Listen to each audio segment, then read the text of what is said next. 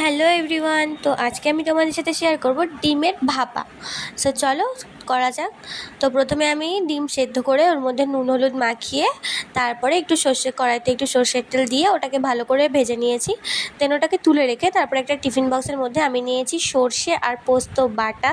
তার মধ্যে একে একে আমি সমস্ত গুঁড়ো মশলাগুলো দিয়ে দিয়েছি, যেমন নুন, হলুদ, গোলমরিচের গুঁড়ো, ধনের গুঁড়ো, জিরের গুঁড়ো, সমস্ত যা যা গুঁড়ো মশলাগুলো হয় ওগুলো দিয়ে আমি ভালো করে ওগুলোকে মশলার সাথে গুলে নিয়েছি।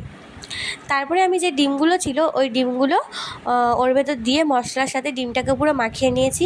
অ্যান্ড দেন এই মাখানো ডিমটার মধ্যে আমি দিয়ে দিয়েছি চেরা কাঁচা লঙ্কা আর খানিকটা কাঁচা সর্ষের তেল। তো এবার টিফিন বক্সের মুখটা বন্ধ করে ওটাকে জলের মধ্যে দিয়ে রাখতে হবে, যেন টিফিন বক্সটা পুরো জলের মধ্যে ডুবে না যায়, দেখবে। তারপর ওটাকে ঢেকে আমরা 10 থেকে 20 মিনিট ওটাকে হতে দেবো, দেন নামিয়ে নেব। দেখো কেমন হয়েছে।